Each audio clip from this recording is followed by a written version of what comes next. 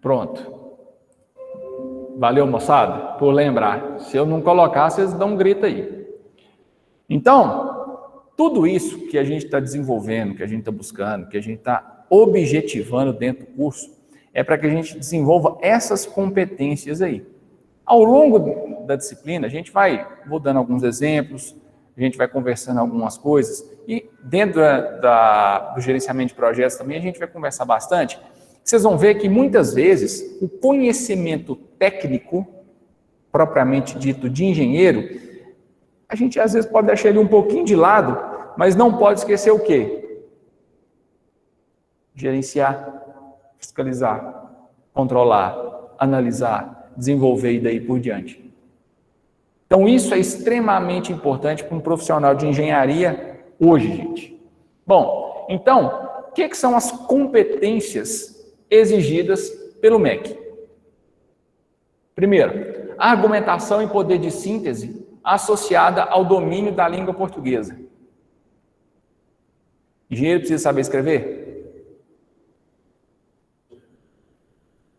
Precisa. Entreguei 2 laudos hoje.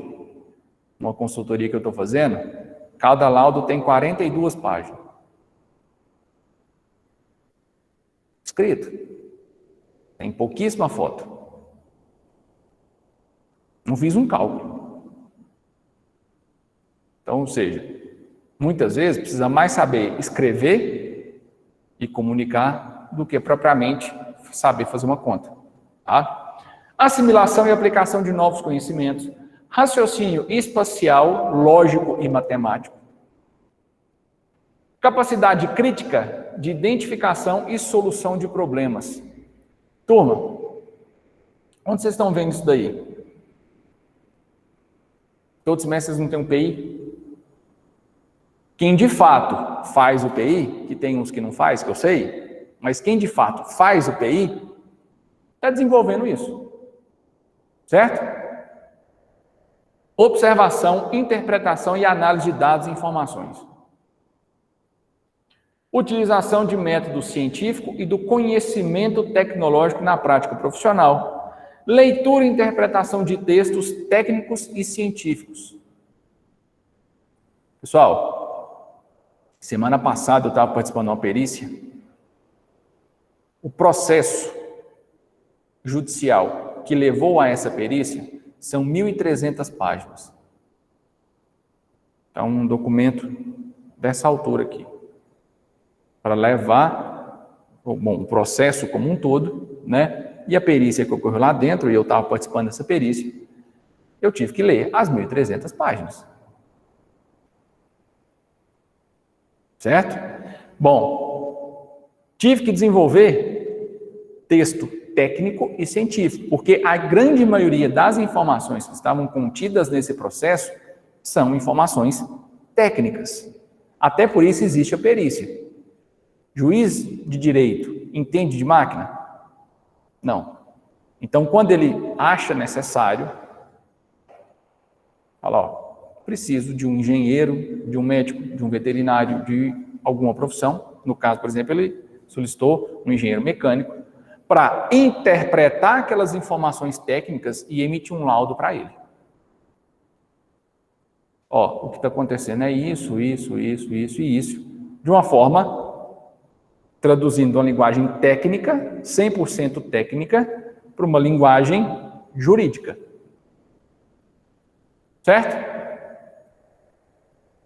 Pesquisa, obtenção de resultados, análise e elaboração de conclusões, propor soluções para problemas de engenharia, habilidade de liderar pessoas e trabalhar em equipe, habilidade de comunicar em mais de uma língua. Quem fala uma segunda língua? De vocês. Mal menos que seja. Espanhol, inglês. Fluentemente. Oi? Fluentemente eu não falo, não, mas eu consigo conversar em inglês. Bom, Entendo isso é e bom. consigo falar. O Anderson desenrola no inglês, o Guilherme fala inglês. Seu nome é? Matheus. Qual? Pois é, qual outra língua? Inglês? Turma, conselho, tá? Aprendam pelo menos o inglês. Por que eu falo pelo menos? Ah, vou falar inglês o tempo todo? Depende da empresa que você for trabalhar, tá? Mas, dependendo, você talvez não use diretamente o inglês nunca. Só que, primeiro, é um diferencial curricular. Segundo, muita informação disponibilizada hoje, técnica, ela vem em inglês. Então, você vai consultar um catálogo, consultar um manual, consultar alguma peça, alguma peça sobressalente, alguma coisa do tipo, em inglês. Manual de fabricante, manual de equipamento. Hoje, com a globalização que a gente importa muita coisa, a língua base é o inglês. Então, conselho. Ah, mas há empregos para quem não fala inglês? Claro que há. Mas os melhores, adivinha, está com quem? Com quem fala. Tá? Então, hoje, pessoal, existe uma infinidade de meios, métodos e dispositivos para a gente, pelo menos, começar a aprender uma segunda língua. Então, eu aconselho vocês a isso. Certo? Eu, por exemplo, uso muito o inglês no meu dia a dia. Principalmente em catálogo e manual de equipamento. Uso muito. Quando eu trabalhava na Cargill, que é uma empresa americana, eu cansei de ter reuniões e palestras e treinamentos em inglês. Queria nem saber. Não tinha tradutor, não. O cara passava para dentro da sala, entendeu, não entendeu. Se vira. Claro, era uma empresa americana, mas a unidade aqui em Uberlândia. Certo? Então, é um diferencial muito grande, tá, gente? É um diferencial muito grande. Eu estava estudando e tudo para fazer meu mestrado.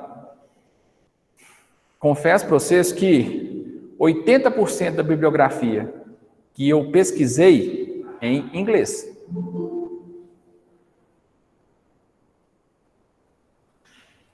Aconteceu algumas vezes, por exemplo, de eu estar lá, achava um artigo, uma dissertação, alguma coisa assim, em inglês. Começava a estudar e tal, ler algumas coisas. Na hora que você ia ver, publicado na Unicamp, publicado na UFRJ, na UFO. Ou seja, feita no Brasil, o pessoal não se dava nem ao trabalho de publicar em português. Já publicava direto em inglês e pronto. Depois, talvez, traduzia para o português, que é a língua nativa das pessoas que estavam fazendo aquele trabalho. Então, gente, é importante, tá? É importante. E um conselho, eu aconselho vocês a buscarem aprender pelo menos o inglês. Beleza? Turma, basicamente, então, um engenheiro mecânico ele vai atuar como? Pesquisa, desenvolvimento, projeto, produção, teste, operação, venda, gerência, consultoria e professor.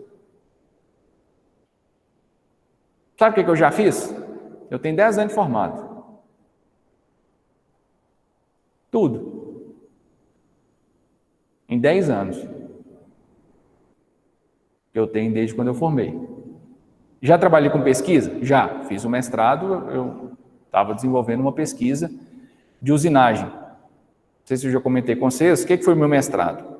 A Tupi. Você conhece a empresa Tupi? Fabrica conexão galvanizada, curva, união, luva, NIP, essas coisas. Vocês já mexeram com isso, galvanizado? Se um dia vocês forem comprar algum material desse, vocês vão ver, é um Tzinho. É um triângulo com um T dentro. A empresa chama Tupi, T-U-P-Y. É uma empresa brasileira, fica lá em Joinville, Santa Catarina. Eu conheci as conexões da Tupi. Mas eu não sabia que isso era o café pequeno da empresa. O foco da empresa mesmo era produção para a indústria automobilística. Então, por exemplo, os motores Ford, a Tupi quem fazia. A Ford passava a especificação e ela era responsável por fazer a fundição de bloco, de virabrequim, de pistão, de biela e daí por diante. Fabrica muito para Chevrolet, para a Fiat fabrica algumas coisas, para a Volks também, a Grale e daí por diante. Então é a maior fundição, empresa de fundição da América Latina, brasileira. E eles desenvolveram uma liga nova de ferro fundido. Porque o que acontece? Quando eles produziam o tarugo, que a gente fala, de ferro fundido, que é o ferro fundido maciço, né, e depois ele vai ser usinado para fabricar algum componente, esse ferro fundido ele era fabricado por fundição, como o próprio nome diz. Né? Então eles faziam aquela mistura, essa liga ela era extrusada. Então fazia aquele tarugo maciço. Só que ele era resfriado como? Atmosférico, por ar. Ou seja, o exterior resfriava antes do interior. Então ele tinha um gradiente de resfriamento diferente. Certo? Resfriava mais rápido por fora do que por dentro da liga. A liga era a mesma, mas só por conta da taxa de resfriamento ou da velocidade de resfriamento, o carbono que ficava por fora, ele ficava menor e mais junto. Porque era um ferro fundido nodular. Então o carbono, a grafita, na verdade, ela formava umas esferinhas. Então na parte externa ela ficava pequena e muito junto uma da outra. Na parte interna ela ficava grande e mais afastada. Gente, isso a nível molecular, tá? Se você bater o olho, você não vai ver isso, mas a nível molecular. Só que o que eles estavam fazendo? Desgaste de ferramenta diferente, velocidade de usinagem diferente, dureza diferente e rugosidade diferente. Então, em alta escala de produção, dava diferença se você estava usinando a parte externa ou a parte interna. Então, eles desenvolveram uma liga nova de ferro fundido, variando o silício, principalmente, aonde eles estavam tentando diminuir a diferença da parte externa com a parte interna. Então,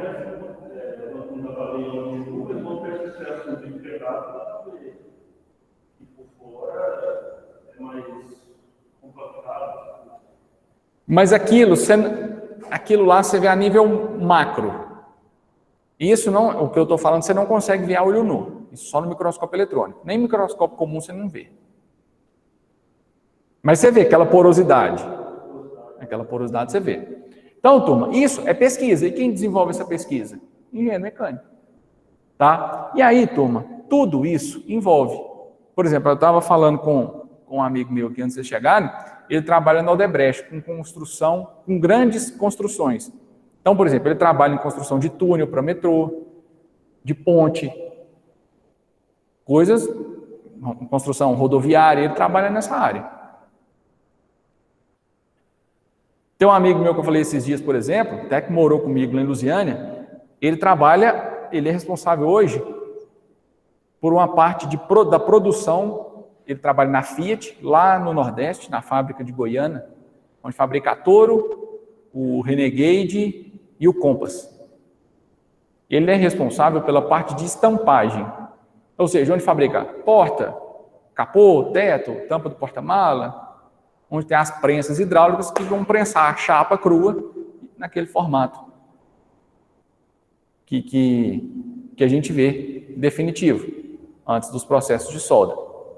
Engenheiro mecânico. Certo? A minha empresa, por exemplo, presta muito serviço de gerência, consultoria e projeto. Então, isso aí faz parte do meu dia a dia. Certo? Então, turma, a área de engenharia mecânica ela é muito extensa. A minha empresa chama SG Engenharia. É minha. Eu sou o dono, o RH, o engenheiro, o compras, o gerente de venda, tudo. É só eu.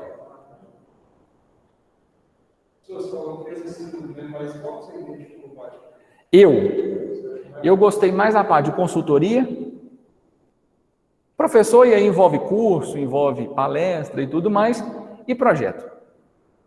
tá? Mas atuo muito na parte operacional. Por exemplo, manutenção industrial, eu trabalho direto, né? Então, conheço gente, por exemplo, que está na Petrobras, mexe com projeto dentro da Petrobras. Tem um cara que trabalhou comigo lá na Cargill, ele passou no concurso da Petrobras e ele trabalha embarcado, ele trabalha na plataforma, lá no meio do mar. Engenheiro mecânico. Ele trabalha, se não me engano, a escala dele é 15/20. Então ele embarca em Macaé, não, como é que é? No Rio. Ele embarca no Rio, vai de helicóptero até na plataforma, fica 15 dias diretão na plataforma, aí depois 20 dias de folga. Tanto é que ele mora em Uberlândia, ele não mora lá. Ele mora cá em Uberlândia. Eu falei, não, eu fico na plataforma. Deu dia de eu ir embora, aeroporto, avião, para casa. E deu vir embora, pego o avião, desço, o helicóptero já está lá esperando a gente, plataforma de novo. Ah, quem goste, quem não goste. Ele trabalha com um projeto. Que eles chamam os risers. Riser é a tubulação que desce da plataforma até no fundo do mar. Quem vai extrair o petróleo. Teste, turma. Crash test. Há muito engenheiro mecânico envolvido nisso. Análise de desgaste, análise de segurança, análise de deformação de componentes. Então, emprega-se bastante gente. Eu, por exemplo, faço muita inspeção. Não deixa de ser um teste. Então, inspeção de segurança. Linha de amônia. Por exemplo, no ano passado, nós fizemos uma na fábrica da Sadia, em Rio Verde. Nós ficamos 2 meses lá, fazendo inspeção em tubulação de amônia na área de frios. Então, todas essas áreas vão envolver... eu coloquei a fotinha ali, aquilo ali é uma micrografia de um ferro fundido nodular, ali em cima ali, ó. Aquelas bolinhas pretas que vocês estão vendo, é a grafita esferoidal. Vocês já tiveram ciência dos materiais? Então, vocês devem lembrar lá do ferro fundido nodular, vermicular, cinzento, ferro fundido branco. Se vocês não lembrarem, eu vou contar para a Janaína, ninguém pega vocês de pancada. Que eu tenho certeza que ela falou isso daí. Mas pelo menos os nomes, eu não estou falando grego aqui para vocês não. Vocês lembram pelo menos os nomes, lembram. Já está bom demais.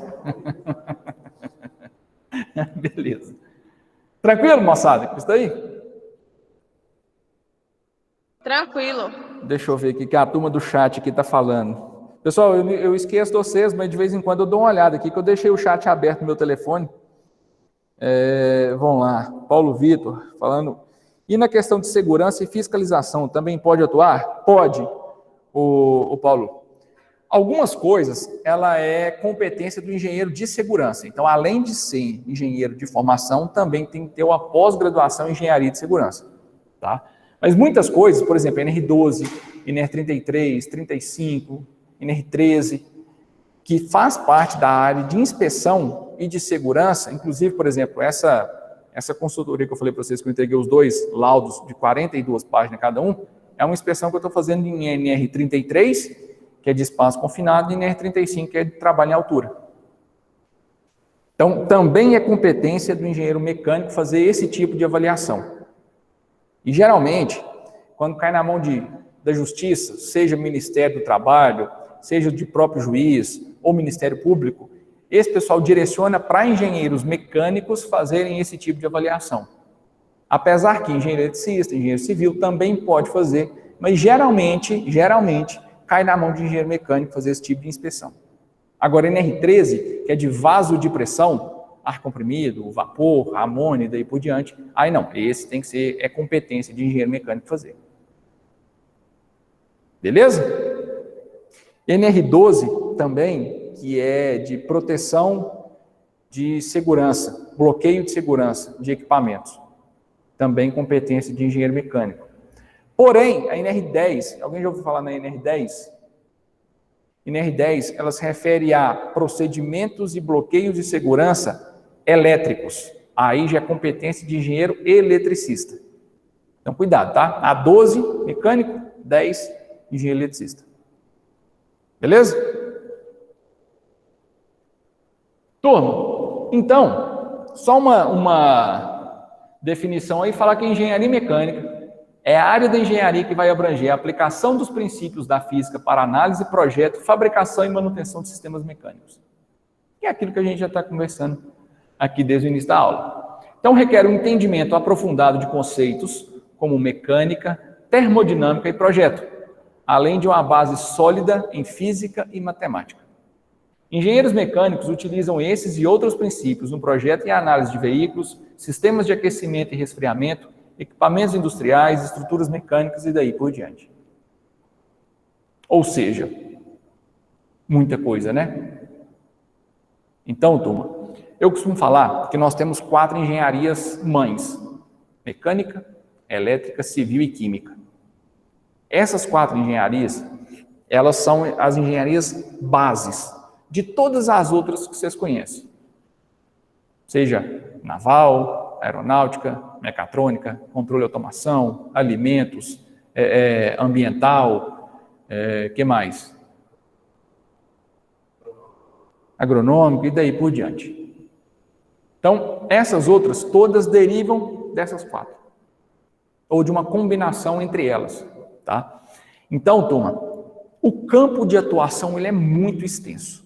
O que eu vou fazer nessa disciplina? Eu quero mostrar para vocês, de forma geral, áreas onde a gente pode atuar, conhecer um pouco de cada área, ver um pouquinho de cada situação, e aí depois, claro, vocês vão ver aprofundado ao longo do curso, nas disciplinas específicas, tá? Mas nessa disciplina, se vocês olharem lá na ementa dela, ela é muito voltada para dentro de casa, ou seja, como que é o curso de engenharia mecânica?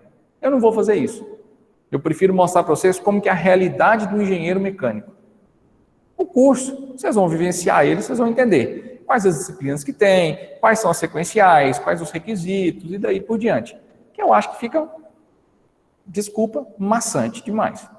Vocês vão olhar para mim e falar, nossa, mas o que o Thiago está falando de novo nessa besteira? Então eu prefiro mostrar para vocês a profissão do que propriamente o curso. Beleza? Bom, vamos ver se eu consigo vender meu peixe para vocês, ver se vocês não desistem da formação.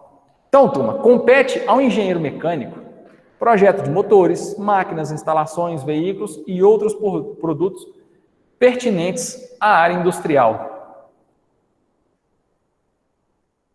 Turma, produção em série. Onde eu tenho indústria, eu tenho engenheiro mecânico trabalhando, direta ou indiretamente. E essas indústrias, principalmente aquelas de grande porte, elas oferecem uma infinidade de áreas de trabalho diferentes. Então, estou dando um exemplo para vocês, que a maioria dos meus trabalhos foram como projeto ou manutenção industrial, mas eu também já atuei como supervisor de produção. Eu fiquei responsável pela produção de um determinado setor na fábrica durante um tempo. Tá? Então, turma, essas empresas vão fornecer uma infinidade de campos de trabalho para engenheiros mecânicos. Então, outra competência, determinar processos de fabricação e inspecionar a parte técnica da produção. Então, prepara e coordena atividades de manutenção, fabricação e montagem. Beleza? Estou assustando vocês ou não? Tá não, tá tranquilo. Tá tranquilo? Aquele medo de se formar e ser um bom profissional sempre tem, né? Mas nós dá um jeito. Não, mas isso aí dá um jeito. Vocês estão sempre preparados para isso. Então, moçada, um profissional de sucesso, que alcança o sucesso, e aí a gente tem parâmetros diferentes de sucesso, cada um tem o seu, mas o que é o objetivo? Precisa ter, e isso é bom ter, tá? Embasamento científico e tecnológico. Quem aqui sabe fazer um desenho em algum software? Eu não faço ideia. Oi? Eu não faço ideia. Pois é, vocês estão em tempo de aprender. Quem consegue interpretar um projeto? É bom que você aprenda. Eu, Thiago, não sou muito bom de desenho, não. Vai, mas eu tô já cantando a pedra para vocês. Para depois não chegar lá no 10º período e falar, devia ter aprendido. Não, deve ser no 5º, no 6º período. Eu acho que vocês vão ter desenho. Vocês já tiveram desenho técnico? Desenho técnico. Já. Vocês estão tendo ou já tiveram? Vocês já tiveram. Então, alguns. Eu acho que todo mundo que teve. A gente teve do 3º período. Então vocês já entraram tomando um susto. Foi. É o Vinícius que deu para vocês? Vinícius. Eu acho que o nome dele era João Paulo ou era Daniel, não sei. Acho que era João Paulo. João Paulo? Ah, o João Paulo da arquitetura. Tá. É então, esse aí mesmo. Ele que costuma dar ele e o Vinícius. O Vinícius, então, deve dar para vocês desenho de máquinas. Eu acho que a gente tem desenho de máquinas no próximo semestre. Então é isso. É um processo. Então, vocês viram as bases e ferramentas de desenho. Próximo, vocês vão aprender a pegar aqueles dados e começar a transformar aquilo ali em uma peça, vamos dizer assim. Então, tem, além das vistas, tem as tolerâncias, tem o dimensionamento e daí por diante.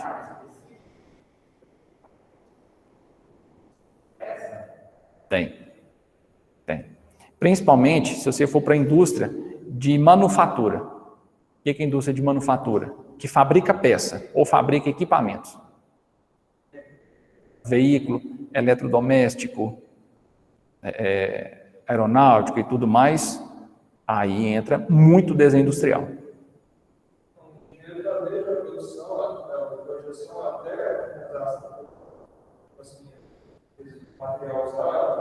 Então, pode ser, tá? Quando a gente fala em desenho industrial, pode ser só o dimensionamento em desenho, tá?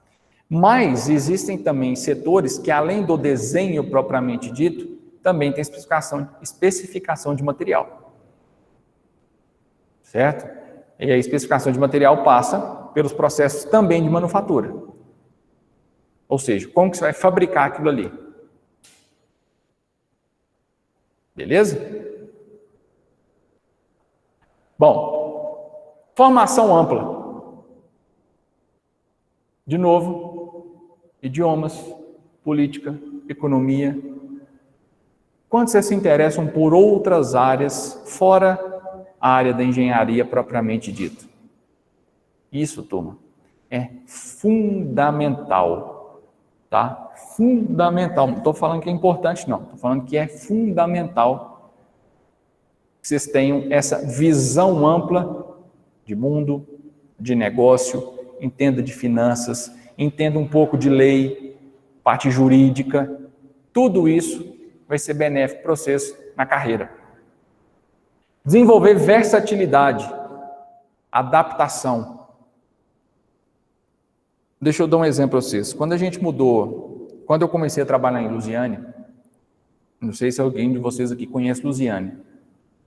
Se não conhecem, vocês não estão perdendo nada. Lá é uma merda. Também não, uma bosta. Lá é uma bela de uma bosta. Cidade perigosa, feia, esquisita, muito ruim lá.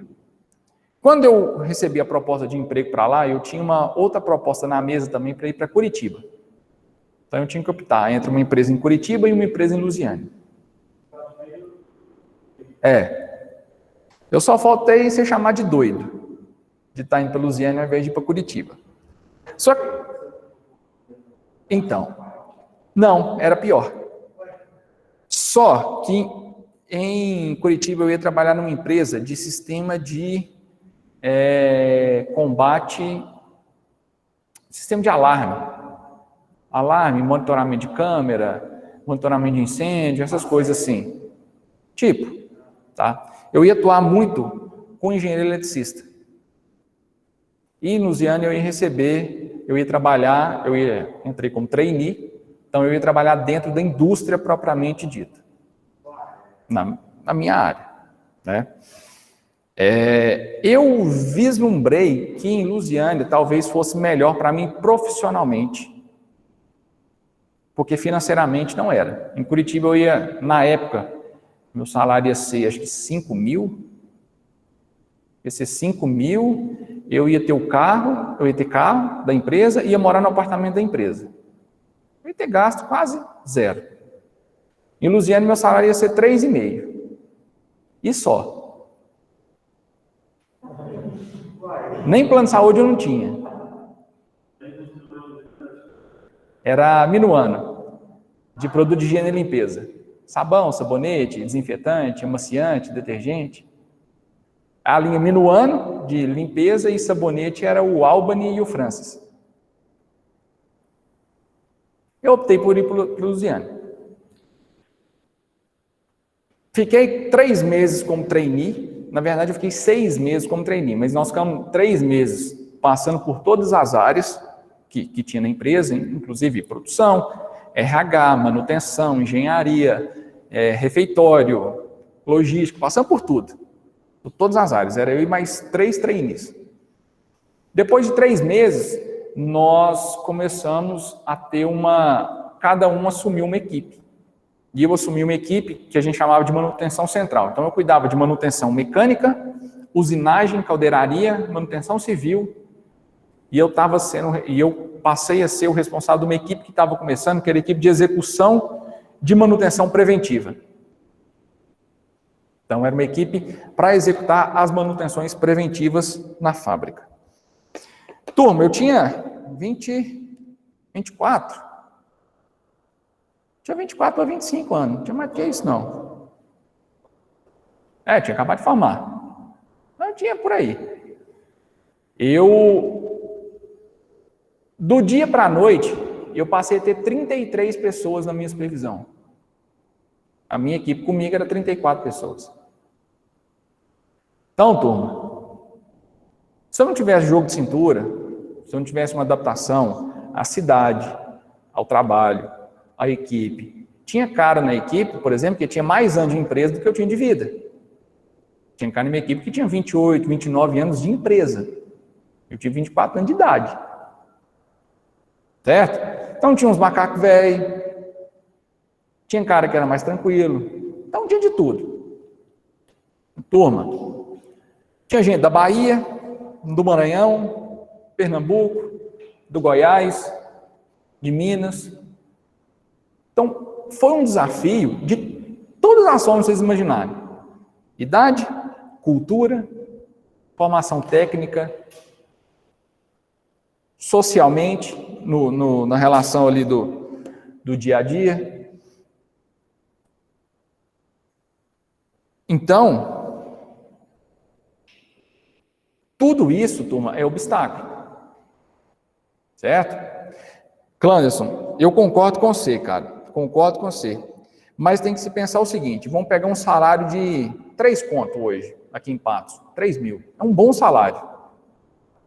Aqui em Patos é um bom salário, um salário de 3 mil reais para quem não tem formação. Formação superior, tá?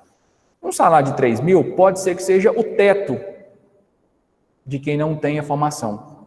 Mas o piso de quem talvez tenha um curso de engenharia, seja ali 2.500. Fala, não, eu estou ganhando menos do que eu ganhava antes sendo técnico. Mas o negócio é a projeção de carreira. Certo? Então, tudo é uma conta que tem que se fazer, não pensando agora, 5, 10, 15 anos. Beleza? Então, precisa, gente, ter essa adaptação rápida. Precisa ter uma fácil adaptação. Pode ser que a gente não se adapte a um determinado ambiente que a gente está inserido. Tá? Nós 4 que entramos como trainee, na verdade era 5 e um nem foi. Ele deu um problema lá e não conseguiu formar. Então nós entramos em 4. Dos 4, nós éramos 3 homens e uma menina. Então, o Neto, coincidentemente, eu, o Neto e o Leandro, nós passamos junto, nós moramos junto, nós três, e nós saímos da empresa com um intervalo de 15 dias de um para o outro. Nós saímos junto, cada um recebeu uma proposta sem combinar nem nada, e saímos. Hoje, o Neto está na Fiat, lá em Goiânia, ele é supervisor de produção lá, igual eu comentei com vocês. O Leandro, ele trabalha na Inframérica. Inframérica é a gestora do aeroporto de Brasília. O aeroporto era da Infraero, foi terceirizado, então a empresa hoje que gerencia o aeroporto chama-se Inframérica. O Leandro, por exemplo, ele é engenheiro eletricista. Então ele trabalha com manutenção de toda a parte elétrica do aeroporto, inclusive comunicação. Teve um dia que eu liguei para ele, no meio do dia, que precisava perguntar um negócio para ele, liguei para ele e falou, ó, me liga daqui uns 40 minutos. Ele deve estar tendo algum pepino lá. Aí passou um tempo, liguei para ele de novo, falei, e aí, tá deu pau aí? Ele falou, não, quem estava aqui comigo era só o brigadeiro, não sei o que lá das quantas, da aeronáutica. Porque eles estavam com um problema de comunicação no aeroporto, e esse problema, cara da aeronáutica, dos cabeças da aeronáutica de Brasília, sei lá, bater na porta dele e falar, vai resolver? Até que hora eu tenho que esperar? Falei, não, sua prioridade sou eu, né? Aeronáutica não. Então, cada um foi para um rumo diferente. A menina, a que trabalhava lá, que entrou junto com a gente, ela não se adaptou de forma alguma. Ela chorava da segunda até a sexta, de vontade de ir embora para casa. Só que acho que ela precisava do salário, a família não era de muito boa condição e tal, ela foi ficando até aguentar. Ela chegava lá segunda-feira para trabalhar, já procurando carona para sexta para ir embora. Ela era de Goiânia, se não me engano, Anápolis, ela era daquele meio ali. Não se adaptou. Ah, fez certo, fez errado? Não sei. Ela, quando cada um decide a própria vida, né? Mas ela não se adaptou. Então, turma, vocês vão passar por situações dessa forma dentro da engenharia. Onde está tendo muito emprego hoje? Nordeste. Mato Grosso.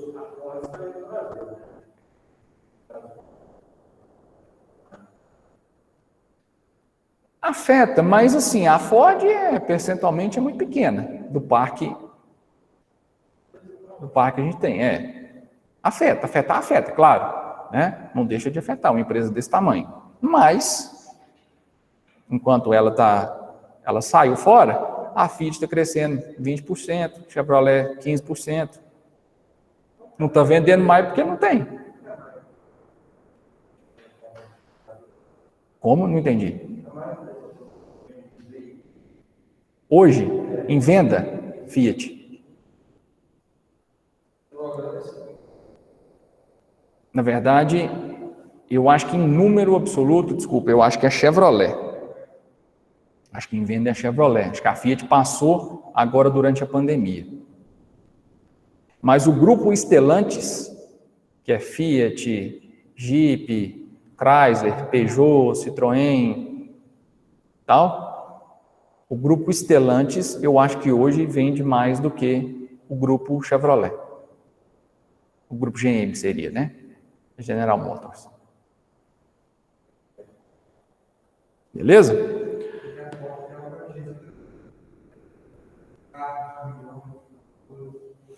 Na verdade, a Ford mundial, ela optou por acabar com a linha básica dela, linha de sedãs, e fabricar só picape e SUV.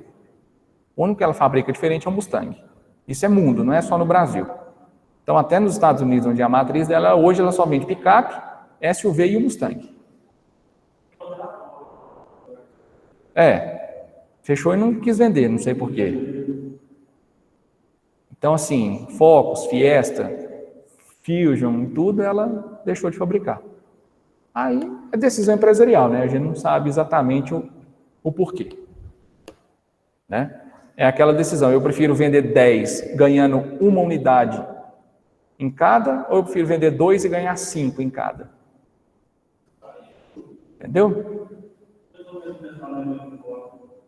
De quem?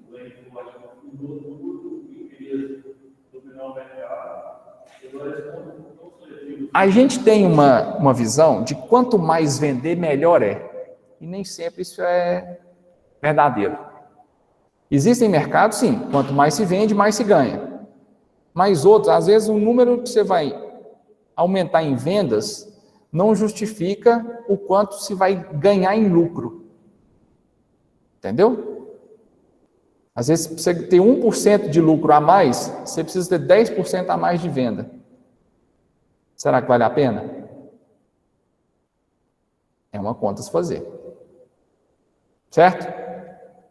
Bom, autodidata, turma, não estou falando para ninguém que aprender engenharia sozinho, não, tá? Só que muita informação nós vamos ter que buscar por nossas próprias pernas. Certo? Seja estudando por conta própria, seja buscando curso de formação. Em 5 anos, impossível aprender engenharia 100%. Impossível. Arrisco a dizer que em 35 anos de profissão, impossível aprender engenharia 100%.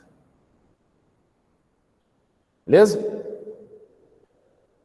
E a gente precisa desenvolver, turma, inteligência cognitiva, emocional e financeira.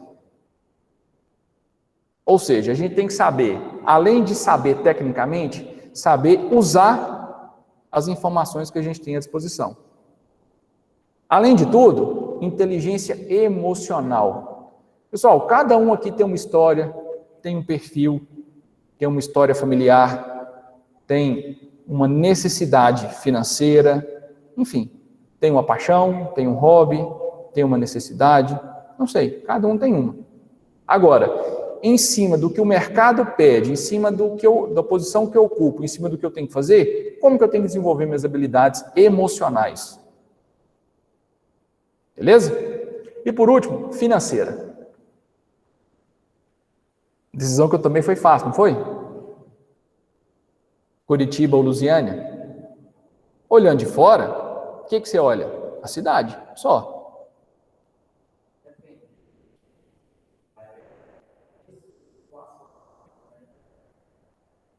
Certo? Então, turma, financeiramente, o que compensa? O que é mais viável? Eu cheguei num ponto da minha vida que eu não quis mais trabalhar para ninguém. Então, né, vou ficar dentro de empresa de às 7 às 5, não. Vou meter a cara e vou trabalhar por conta própria. Podia dar errado? Podia. Podia dar certo? Podia também. Certo? Sabe quanto tempo eu gastei para entrar no mercado? Com minha própria empresa? 8 anos. Não foi uma decisão do dia para a noite. Uma decisão pensada, estudada, analisando o mercado, analisando demanda. Fui enxergando que, por exemplo, a região de Patos não tinha muita gente que ocupava a área que eu queria ocupar. Isso é bom. Isso é bom por vários aspectos. Então, turma, inteligência financeira também conta, tá? De tudo um pouco. Hoje, o que é o foco principal da minha empresa? Inspeção, segurança, consultoria, projeto e manutenção industrial. Então, eu tenho três vertentes diferentes aí de trabalho. Certo? Então, vamos lá. Turma, para a gente dar sequência aí no assunto,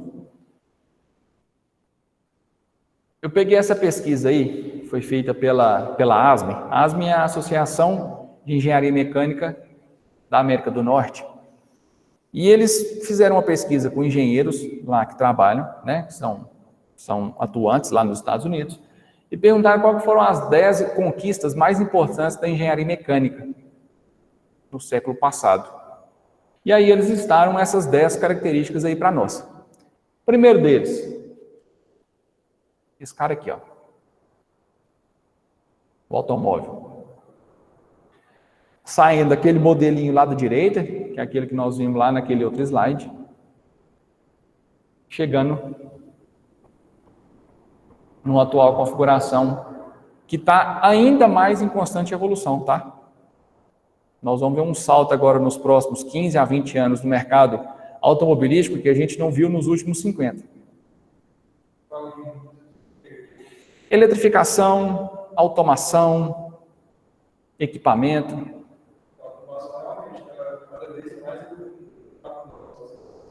Sim. Com isso, o que vai puxar? Qualificação da mão de obra de manutenção. Certo? O que mais?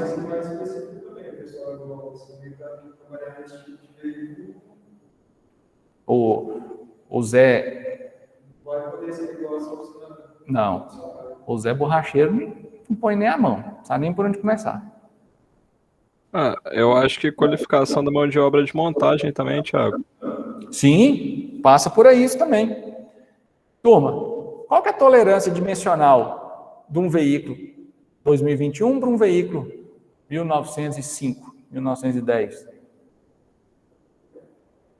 Ele era todo manufaturado. A maioria das montadoras usam robôs hoje em dia. Precisa de pessoa para operar, mas muito maior os robôs. Deixa eu só te pedir um negócio. Não usa o termo montadora, não. Usa fabricante. Ah, tá. Montadora, se eles só montassem, tudo bem. Mas eles fabricam também. O povo que trabalha com fabricação de carro fica puto falar montadora. Chegar numa entrevista lá de emprego e falar, montadora aqui. Bicho, é loucura. Capaz de tomar até uma porrada.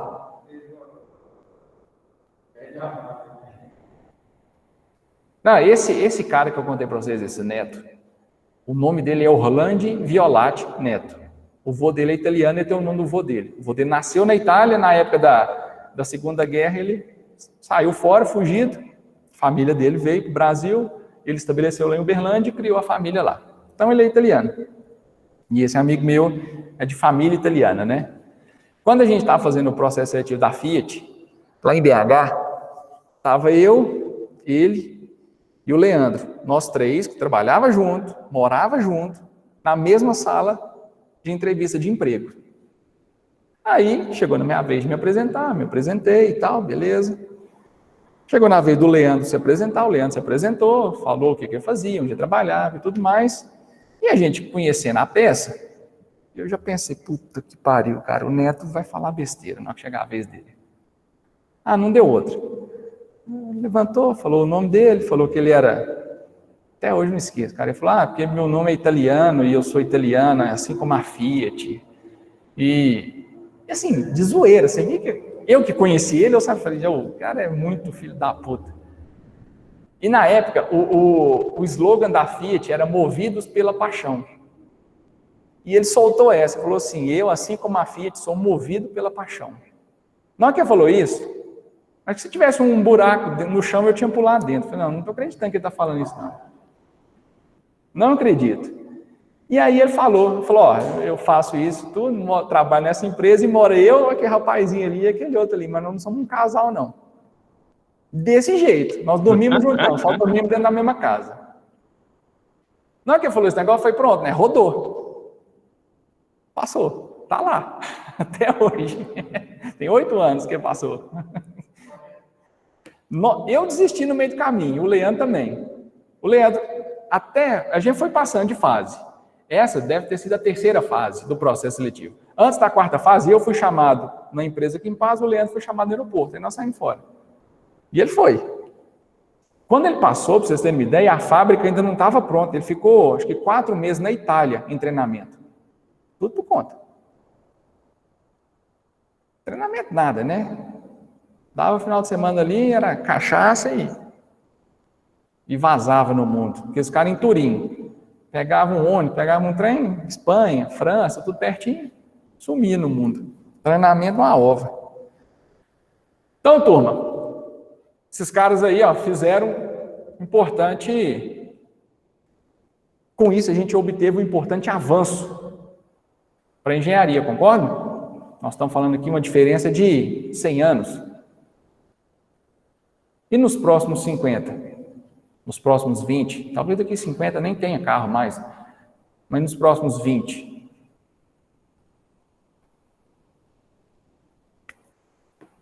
Turma, o que é isso aí? Que tipo de motor que é esse? A combustão. Motor a combustão interna. Qual ciclo? Esse aí. Ou diesel? Esse aí é a gasolina. Ou é álcool, ou etanol. Motor ciclo Otto. Se é a etanol ou se é a gasolina, eu não sei. Mas é um ciclo Otto. Por que um ciclo Otto? Vamos supor que é flex. Pode ser flex. Por que o ciclo Otto? Por conta das velas eu sei que é ciclo Otto. Beleza. Quanto tempo? Quantos tempos que esse motor tem? Já ouviram falar em motor 4 tempos? Depende, qual das duas fotos? Da direita. Ou da esquerda e da direita tem o mesmo número de tempo. É 4. 4 tempos. Quais são os 4 tempos? Admissão. Sei lá, na figurinha da direita. Ó. Primeiro ele vai admitir a mistura ar-combustível. Certo? Segunda etapa, compressão. Então, ele vai comprimir aquela mistura. Terceiro tempo, explosão ou combustão. É onde, no caso, você tem a centelha, que é a vela quem produz, por isso eu sei que é o motor do ciclo Otto. E, por último, escape ou explosão. Beleza? Expulsão, desculpa, explosão não. Expulsão ou escape. Então, todo pistão de um motor de combustão interna do ciclo Otto, ele faz esses 4 tempos. Por isso chamado de motor 4 tempos ciclo Otto. E o motor 2 tempos? Não, motor a diesel também é 4 tempos. Qual que é a diferença para o motor 2 tempos?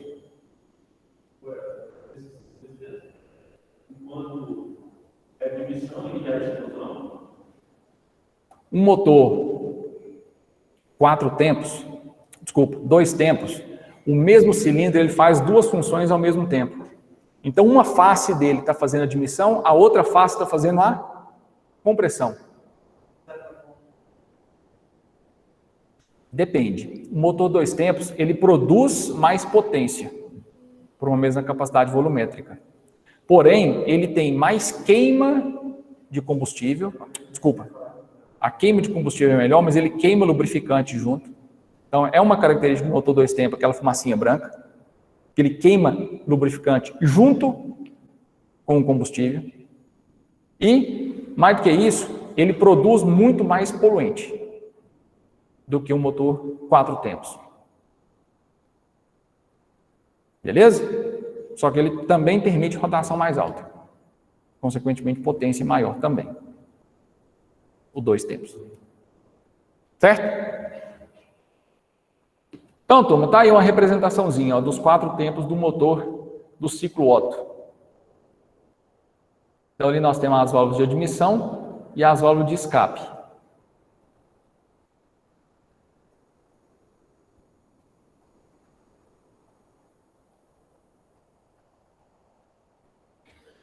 Se a gente pegar, então, um motor, por exemplo, 4 em linha, nós temos aí essa seguinte configuração. Turma, isso daí tá, é função do engenheiro mecânico esse desenvolvimento do motor, por exemplo. Qual que é a relação de um pistão ser maior ou menor?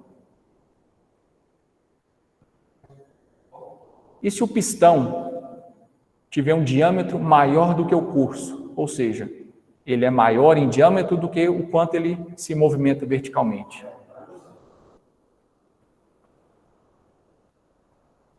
Produz mais torque. E se aumentar o tamanho das bielas? E se eu tiver um pistão com diâmetro pequeno, mas um curso longo? O que é o benefício disso? E se é um motor que tem o mesmo tamanho do diâmetro do cilindro com o curso que ele faz? Então, tem 3 nomezinhos para isso, que é motor quadrado, subquadrado e superquadrado. Depois nós vamos falar um pouquinho mais disso. Material. Que material que eu vou usar para fazer esse motor? Alumínio, ferro fundido. Muito provavelmente vibração. Atenuação de vibração. Motor com número de cilindro ímpar, que hoje é muito comum, principalmente os 3 cilindros, é complicadíssimo em vibração.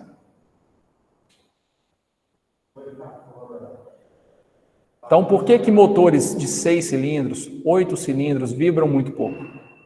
4 cilindros? Ele tem um alto balanceamento.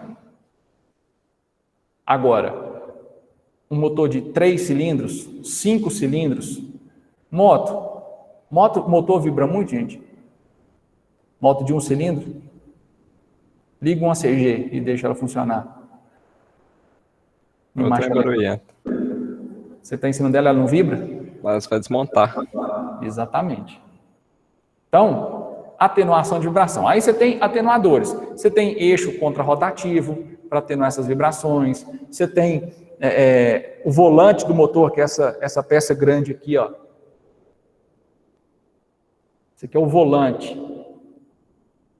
Ele pode ser desbalanceado, que às vezes algumas empresas usam, tá? Enfim. Às vezes você deixa o motor vibrar e põe em coxinha.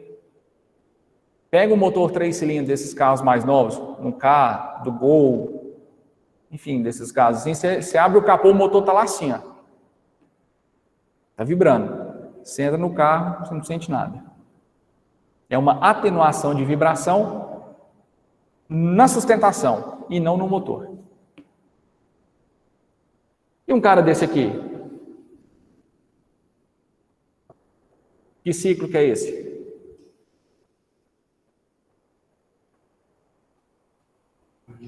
Diesel. Ciclo diesel. Não tem a vela diesel. Qual que é a diferença do ciclo diesel? O próprio diesel, quando em compressão, ele faz a própria explosão. Exatamente. Então, no motor Você não necessita da vela do fogo. O motor a diesel ele não tem a vela, então ele não tem a centelha. A própria compressão faz com que ele atinja energia suficiente para a explosão. Então, motores a diesel têm a característica de alto torque, certo? Alta potência, principalmente se turbinado, mas baixa rotação. Beleza? Motores a diesel não giram tanto quanto motores a gasolina ou a etanol. Depende. O barulho característico dele é mais pela queima do que propriamente por ele ser só diesel. É aquele barulho que a gente escuta, é a queima dele funcionando. É uma queima mais agressiva. A taxa de compressão do motor a diesel é muito superior à do motor a gasolina. A gente vai falando da taxa de compressão do motor a gasolina, estamos falando aí de 10, 10,5, 11. No motor a diesel nós estamos falando aí de 20, 22, 23. Esse aí, BMW Sprint, 6 caneco. Obra-prima da engenharia. Esse é o motor da Silverado e da F250. Antes dela virar para o eletrônico. Meu amigo, isso é um tanque de guerra. Esse é espetáculo. E essa versão aqui, desse MWM Sprint 4 cilindros, saiu na S10. Até 2011. Então, motor excelente. por sinal.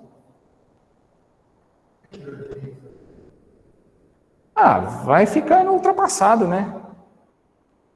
Pesado, motor muito grande, pesado. Você tem motor, às vezes, menor, mais leve, que gera potência e torque equivalente. São motores muito pesados, muito compridos.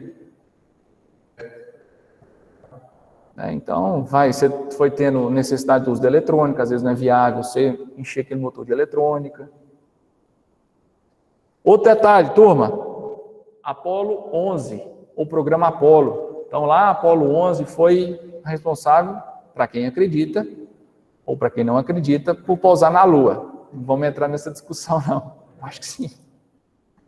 Certo? Então, lá em 20 de julho de 69, os três bacanas ali, o Armstrong, o Collins e o Buzz Aldrin, pousaram lá na Lua, utilizando o módulo lunar. Turma, nós estamos falando de 1969. Qual o nível de tecnologia? Nível de desenvolvimento de materiais. Nível de automação, de informação computacional, de processamento de dados que esses caras não tinham na época.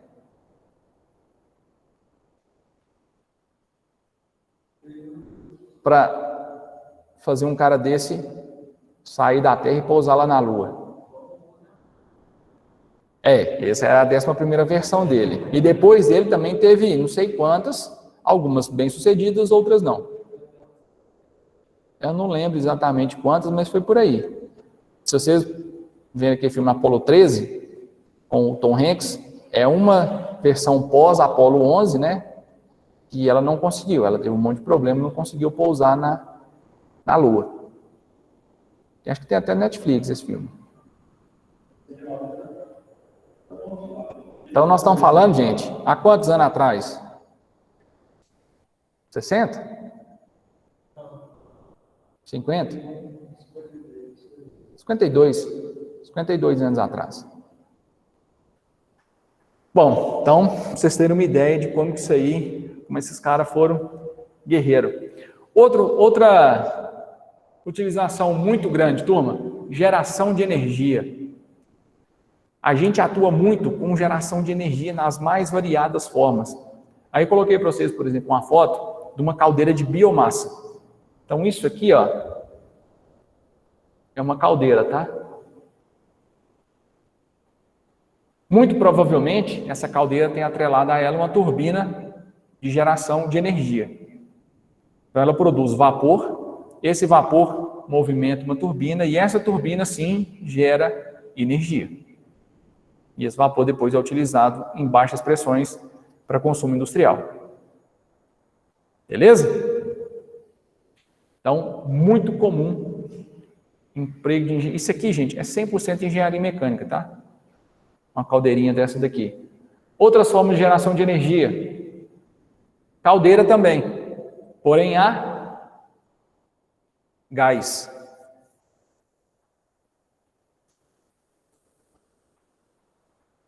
Certo? Energia eólica. Inclusive, não sei se vocês já viram, tem uma imagem disso aqui, ó, 2 caras cá na ponta. Aqui, um negócio desse aqui, uma turbina dessa pegando fogo, e 2 caras cá na ponta, assim, ó, um abraçado com o outro. A foto chama o abraço da morte. Porque o fogo estava no lugar que eles iriam descer. Ou seja, era despedir, rezar e pular. Isso aí tem alguns bons metros de altura, essas turbinas aí. E lá embaixo, o reator nuclear. Mas o afastamento não é nem por questão de barulho, mas por questão de vento. Tanto é que no interior a gente vê pouco delas. Onde vê mais? Litoral. Certo? No litoral que a gente vê bastante, principalmente aqui no Brasil, Nordeste. Nordeste, o litoral nordestino a gente vê bastante usina eólica funcionando. Embaixo, o que nós temos ali? Reator nuclear. Mas um reator de fissão nuclear. Hoje, o desenvolvimento muito grande está de fusão nuclear. Qual que é a diferença de fissão com fusão? O que as usinas nucleares hoje do mundo realizam? É a fissão nuclear. Um átomo chocando com o outro, eles vão bater e vão quebrar. Ao quebrar, produz energia, certo? Produz calor. E esse calor depois é convertido na tubulação de água que está dentro do reator, é feito o vapor, né? Ela aquece, vira vapor, esse vapor toca a turbina. O combustível geralmente é urânio enriquecido. Estão estudando a fusão nuclear, que é um átomo se fundir ao outro, que é muito mais gerador de energia, então é positivo, mas é de muito mais difícil controle. Então é mais perigoso. Você isolar essa energia que forma é muito complicado. Então, o desafio hoje da galera da energia nuclear. Tem aí para resolver. Certo? Em breve os chineses estão aí, tomando conta disso daí, vendendo energia para nós.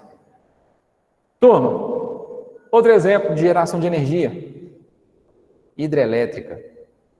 Então, turma, emprega muita gente, tá? Geração de energia. Se eu não me engano, o Brasil é o país com maior potencial, né? De energia hidrelétrica. O Brasil tem 2 problemas principais. Primeiro, grande parte da energia dele é gerada por hidrelétrica. Certo? Segundo, então isso é bom, de certa forma. É uma energia relativamente limpa. O maior problema aí é a inundação diária. Então, o que hoje está se fazendo mais? Fazendo barragens onde você tem uma profundidade maior da barragem, consequentemente se alaga menos área. Só que tem um detalhe. Quando se faz barragem muito alta e essa barragem baixa, você diminui a força de saída da água. Consequentemente, você diminui a geração de energia. Quando você tem um lago muito extenso, a perda é menor da força da água para tocar as turbinas. Então, você tem esses 2 problemas. Segundo, os rios brasileiros próprios para a construção de barragem estão se acabando. Onde dá para fazer barragem já está sendo feito. Para manter um fluxo hídrico, manter toda uma questão ambiental junto com aquela barragem. Onde que ainda sobra muito rio sem utilização? Amazônia, bacia amazônica. Só que o que é o problema, gente, da bacia amazônica? Não, floresta lá você joga para debaixo d'água e vida que segue. Lá é o quê? Plano. Bacia amazônica é muito plana. Então são rios de planície. Como que se faz barragem em planície? Onde que vai alagar? Ou quanto vai se alagar? Então esse é um obstáculo geográfico que nós temos de limitação de energia hidrelétrica.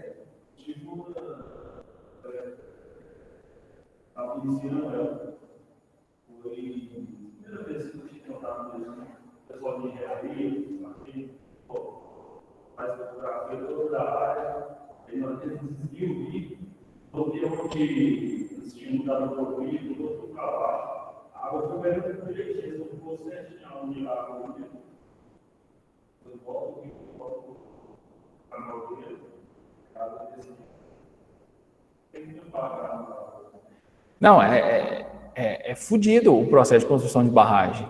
É uma tecnologia que o Brasil domina e é referência mundial nisso. E é assim, é engenharia pesada, não é uma engenharia mais ou menos. Então, turma, muito engenheiro mecânico atua nessa área, tá?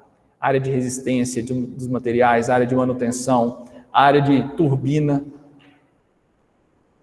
tá? De estrutura, emprega muita gente nesse campo. Mecanização agrícola. Tem desenvolvimento ou não, turma? Opa, demais. Tem demais. Então, moçada, hoje é um dos grandes mercados em ascensão para engenheiro mecânico, é isso aqui, ó. Onde tem agricultura forte, pode saber que tem demanda de engenheiro mecânico. Fiquem espertos com isso, tá? A agroindústria, ela é muito forte, muito forte. E é um mercado que não para, não. E hoje, o Brasil tem muita coisa que não funciona, mas se tem uma das coisas que funciona no nosso país, é a agroindústria. Em tecnologia, em ferramenta, em investimento, em financiamento. Então, o dinheiro corre. Tô certo ou não tô, Fabiano? Certíssimo. Inclusive, o orçamento você vai receber daqui um pouquinho. Por favor, aprove, tá bom? Vai tentar. Então, turma, é um mercado forte, tá? É um mercado muito forte. E nós não estamos falando só na indústria propriamente dita, não. Campo. Certo? Desenvolvimento, produção de maquinário. Tem muita gente trabalhando em desenvolver isso daí. Tem uma prima minha, que ela é engenheira de produção. Ela trabalhava na Mitsubishi, lá em Catalão, na fábrica da Mitsubishi, lá em Catalão. Então, ela trabalhava no chão de fábrica, lá eles produzem a L200, não sei se está produzindo Pajero, lá, e alguns jipinhos da Suzuki, produz lá também. E aquele ASX. Não sei se o Outlander. Então, produz uma gama de veículos lá. E ela foi mandada embora. Ela não ficou um mês desempregada e foi chamada numa indústria de Caldas Novas que fabrica peça para máquina agrícola. E ela estava conversando com ela esses dias para trás, que ela estava aqui em Patos, ela estava falando assim, nós estamos com expectativa de crescimento de 10%. Eu falei, gente, quem que cresce 10% em meio a uma crise mundial? Eles fabricam peças para fabricantes ou para revendedores de máquinas agrícolas. A matriz da empresa é em Caldas Novas. Então, é gente que emprega muita gente. Tá? Fiquem espertos com isso. Quem já viu um bichinho desses aqui funcionando?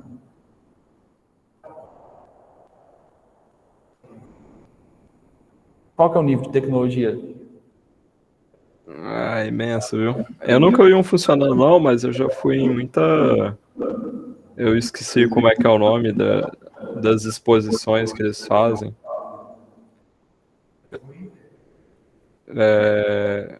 Mais tecnologia com relação a engate, a transmissão, motor, Parte hidráulica. a parte hidráulica toda, a parte elétrica. Parte elétrica, enfim. Conforto também, porque o cara vai ficar operando isso aí o dia inteiro. Exatamente, turma. Então, isso aí, ó, não é alguns engenheiros que trabalham nessa área, não. São muitos, tá? E um cara desse aqui.